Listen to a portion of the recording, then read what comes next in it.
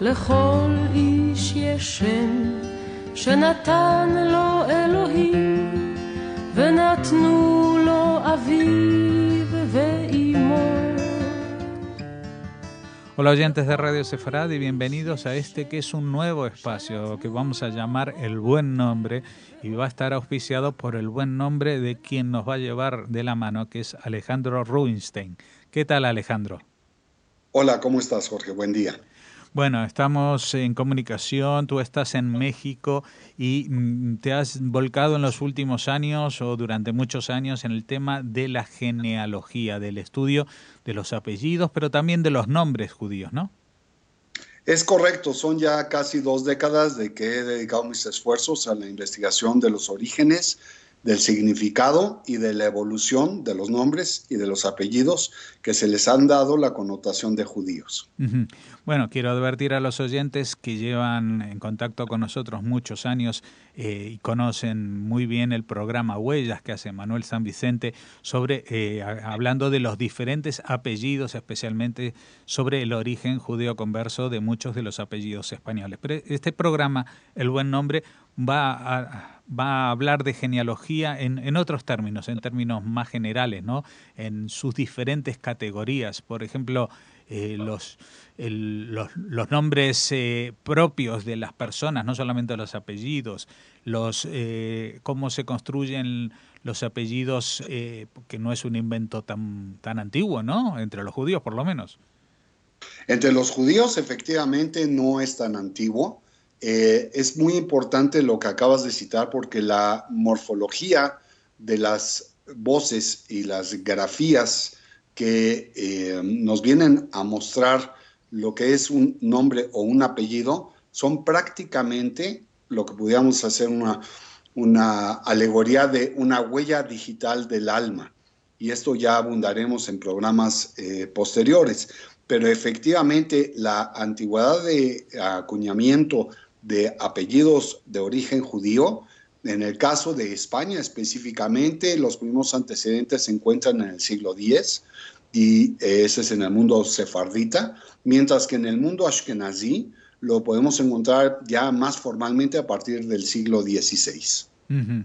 Bueno, y si no utilizaban apellidos, ¿cómo se identificaban las personas? Porque me imagino que si alguien se llamaba Moshe, igual en ese pueblo había muchos Moshe.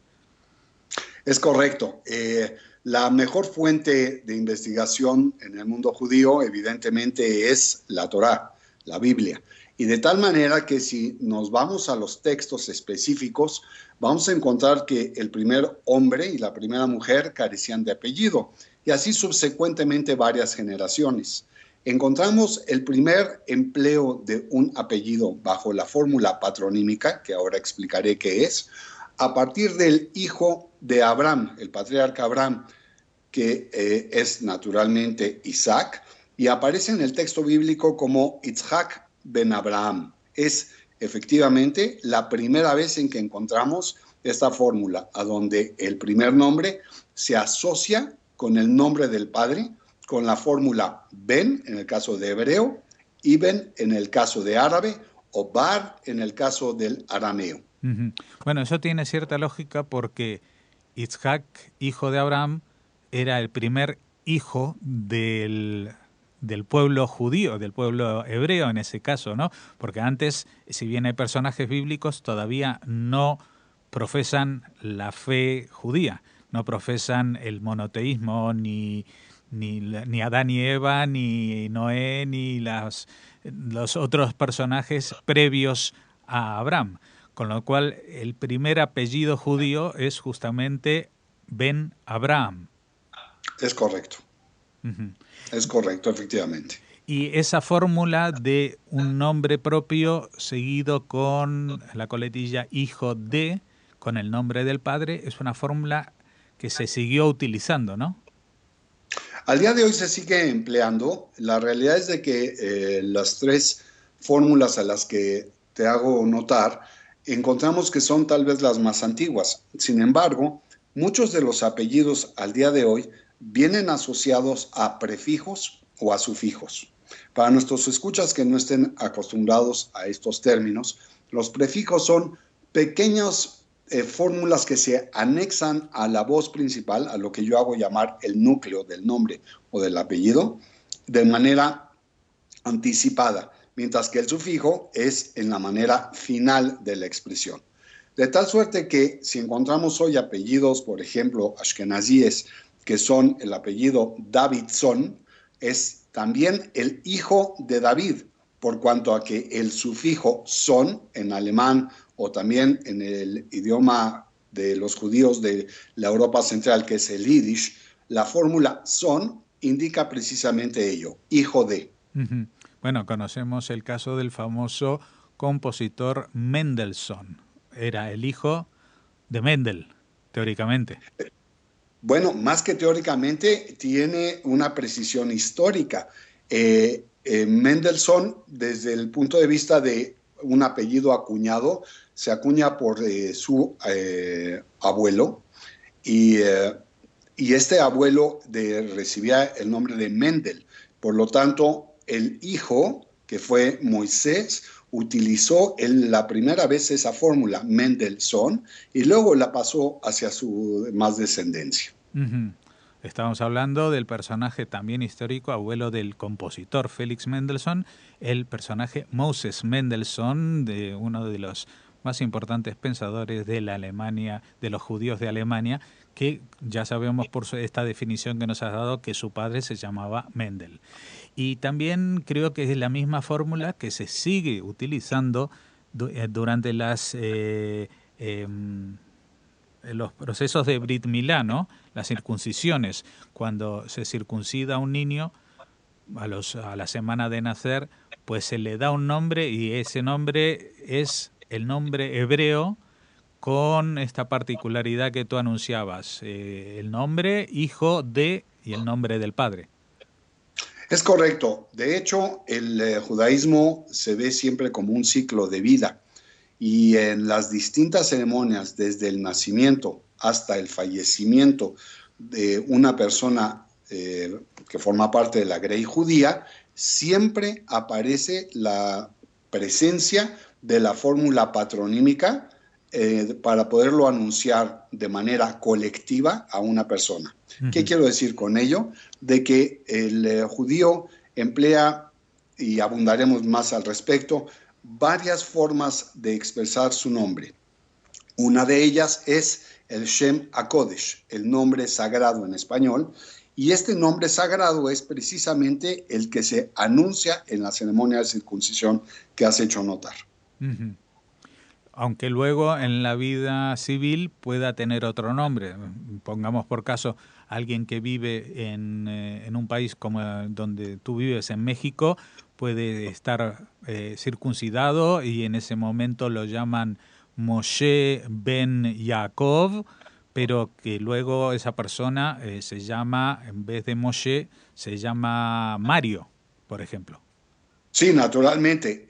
Amén del Shem HaKodesh, el nombre sagrado, existe la fórmula del Shem Kinui, esto es, el nombre por el cual es conocida una persona en la sociedad, pero en general, no únicamente en el entorno judío. Y efectivamente, si bien mi nombre en hebreo es un poco largo, pero es Alexander Tuvia Ben Tzvi Shraga, nadie me va a buscar así en la sociedad en general, sino bajo el nombre que me has anunciado, Alejandro Rubinstein. Uh-huh. Bueno, hay una particularidad con tu nombre, si me permites, vamos a adelantarnos a estas investigaciones tuyas, pero justamente Alexander es un nombre que no es de la tradición judía, pero que ha sido incorporado a la tradición judía porque el personaje histórico de Alejandro Magno, ha sido benéfico de alguna manera para los judíos, ¿no? Es correcto.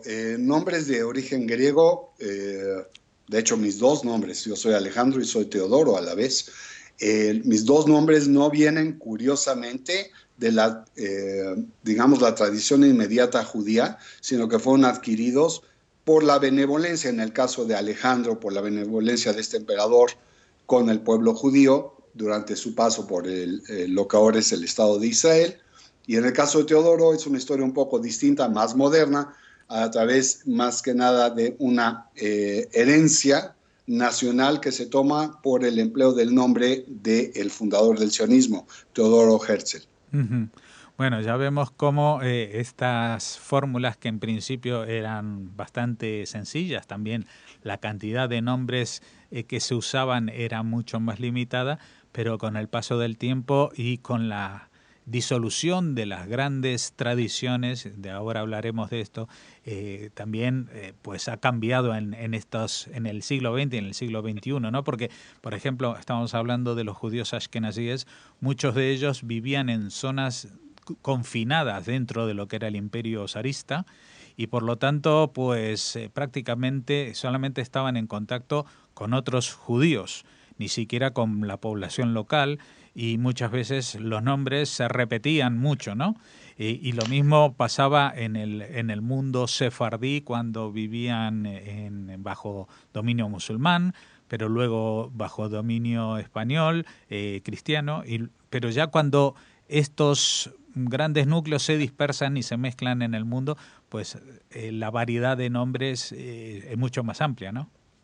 Absolutamente, y sobre todo no solo el concepto geográfico como tal, sino el concepto lingüístico es el que viene a enriquecer muchas de las fórmulas de expresión nominacionales. Esto quiere decir, no solo los judíos utilizamos nombres hebreos o de origen hebreo, sino que también, como bien citaste, de origen árabe, de origen alemán, de origen ruso, de origen polaco, y de donde hayamos puesto un pie, también hemos adoptado nombres. Aquí en México hay nombres que en términos generales no serían empleados por judíos y por razones de asentamiento, poco a poco la comunidad ha logrado una absorción de estas fórmulas. Uh-huh. Bueno, estábamos hablando de los nombres, estábamos hablando un poquito de los apellidos, pero también hicimos mención a una de las tantas categorías de las que vamos a hablar en el transcurso de estos programas que se van a llamar como el buen nombre. Por ejemplo, tú mencionabas en principio esto de los patronímicos, es decir, los apellidos construidos en base al nombre del padre. Mencionabas el de Davidson o Mendelssohn o, por ejemplo, Ben Abraham, todo junto como un solo apellido, ¿no? Pero existen otras fórmulas para la construcción y la adquisición de apellidos. Sí, naturalmente. Ya abundaremos sobre la fórmula patronímica porque esta última expresión que hiciste sobre Ben Abraham, por ejemplo, para los que investigamos la onomástica, nos sirve como una pista muy clara para saber que la amplia posibilidad de que los ascendientes del portador de ese apellido provengan de manera muy próxima de Turquía y de manera más lejana de Marruecos, porque muchas personas de estos lugares empleaban este tipo de fórmulas. Uh-huh. Pero efectivamente, la onomástica contempla no solo la patronimia y por lo tanto también la situación aparejada de la matronimia, que ya también comentaremos en futuros programas, sino que también existen los apellidos toponímicos o de lugar, los apellidos bidenominacionales, esto es dos expresiones unidas a una sola fórmula, los apellidos ocupacionales, los derivados de la naturaleza.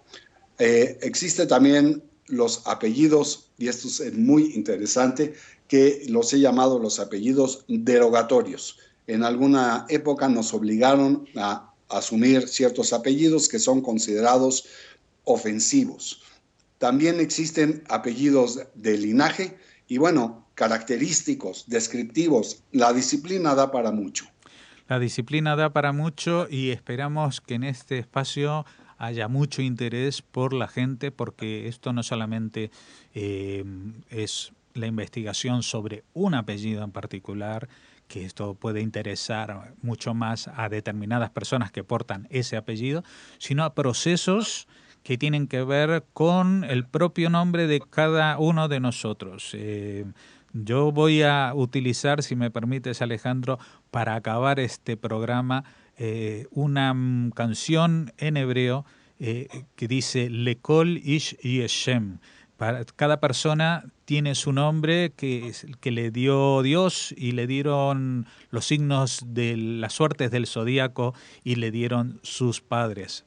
Así que con este buen nombre, que también es el apellido, en este caso, de un personaje fantástico de la renovación espiritual judía en el siglo XVIII, como fue el Baal Shem Tov, que quiere decir el buen nombre, pues te despedimos hasta la próxima entrega, que ya será, iremos más al grano en alguno de los temas específicos que podemos abordar, este tema de la genealogía.